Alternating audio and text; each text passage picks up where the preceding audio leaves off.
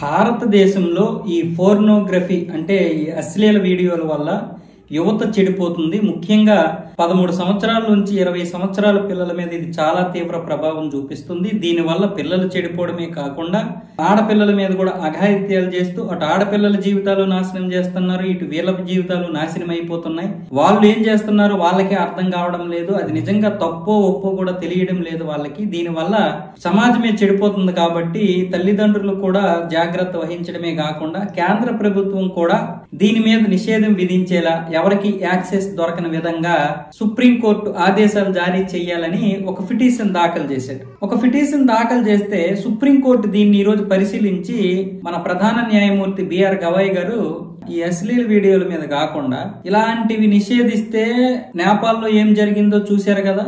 నేపాల్లో సోషల్ మీడియాని బ్యాన్ చేయడం వల్ల అక్కడ యువత రోడ్ల మీదకి వచ్చి అక్కడ ప్రభుత్వాలనే కూలగొట్టేశాయి.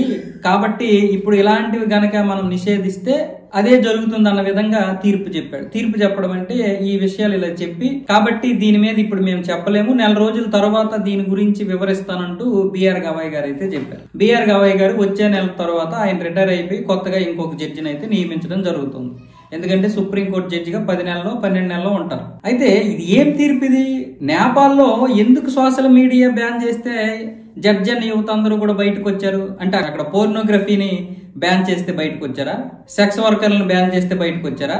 ఒక అతిపెద్ద ప్రజాస్వామ్యం ప్రపంచంలోనే అయినటువంటి మన దేశ సుప్రీం న్యాయమూర్తి అలా చెప్పడం అది ఎంతవరకు సమంజసం? అంటే పోర్నోగ్రఫీని ముట్టుకుంటే దేశం అల్లుకొల్లాలం అయిపోద్ది అంటే అలా ఉంది మన యువత.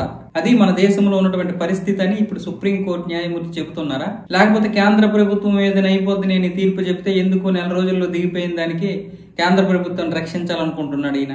దానికి దీనికి సంబంధం ఏంటి?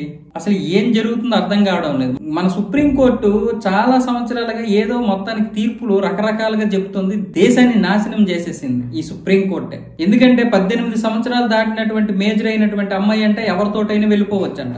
అంటే మొత్తం మన కుటుంబ వ్యవస్థను నాశనం చేసేసారు. భార్యలు ఎవరితోటైనా వెళ్ళిపోవచ్చు, అమ్మాయిలు ఎవరితోనైనా వెళ్ళిపోవచ్చు 18 సంవత్సరాలు దాటితేనే. అంటే ఇది వివాహ వ్యవస్థ, కుటుంబ వ్యవస్థ రెండూ నాశనమే. ఇలాంటి తీర్పులు ఎవడైనా చెప్తాడా?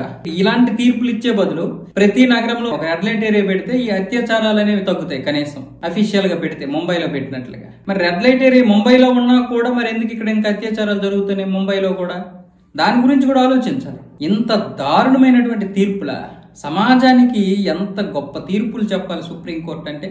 ప్రపంచమే ఇలాంటి తీర్పులు విని ఆశ్చర్యపోవాలి, కానీ తలదించుకోకూడదు.